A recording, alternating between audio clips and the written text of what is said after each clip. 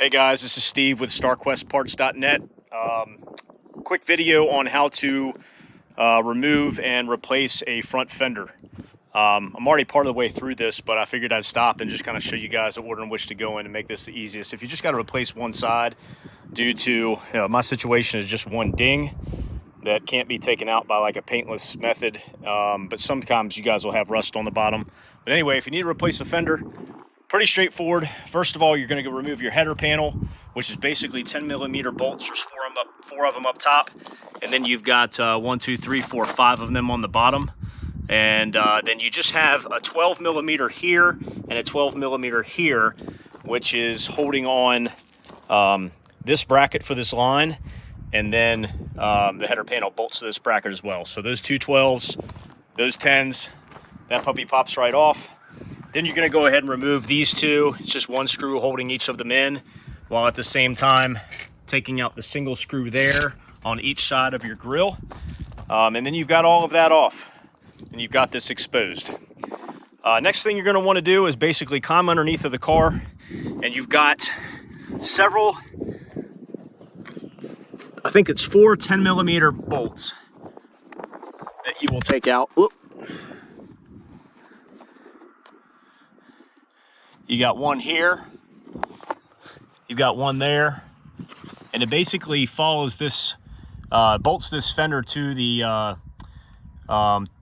car here, and you basically got 4 or 5 of those 10mm, and you've got one Phillips head screw right there. If you still have your air guide intact, you'll have a 12mm on either side, and then a 10mm in the center that you'll need to remove. And once that's done, that basically, preps you for loosening the two 14mm bolts that's holding this to the frame.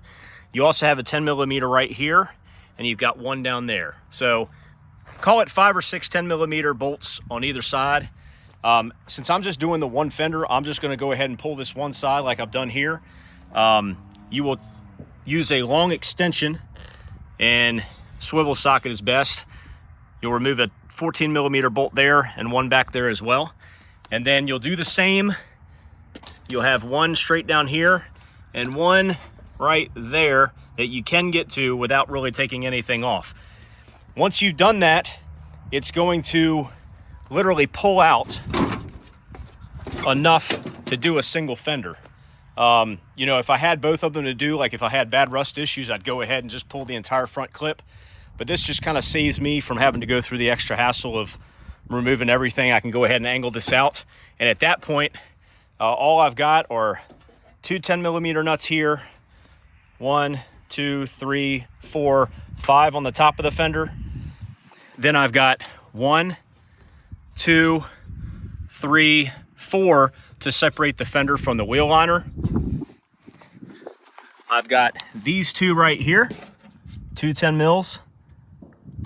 And then last but not least, you will want to get a ratcheting 10mm and remove this one here that basically bolts the fender to the door jamb. So once those are out, which I've got those lower two and that one to go, this fender is just going to pull right off. Then I can go ahead and angle this up. It'll give me room to yank this and then also to fit the new one. Go reverse procedure, pop the fender back on, bolt it up. Then I just basically snug up my 14s on both sides here. And then I connect my 10mm underneath, bolt back in those extras right there, and that thing's back in business. I would say start to finish, I'm gonna be about, I might be 45 minutes going ahead and getting that fender in maybe an hour to get everything buttoned up. So I'll call it 1 hour for a fender replacement. If everything cooperates, obviously if you've got rusty bolts and stuff like that, you're gonna fight those a little bit, but this one's a really clean car. Everything came off really easy, so no issues here. So anyway, hey, if y'all have questions, let me know. I'll do these as I think of them. Once again, holler at me if you need parts or if you have any questions, www.starquestparts.net. Catch y'all later.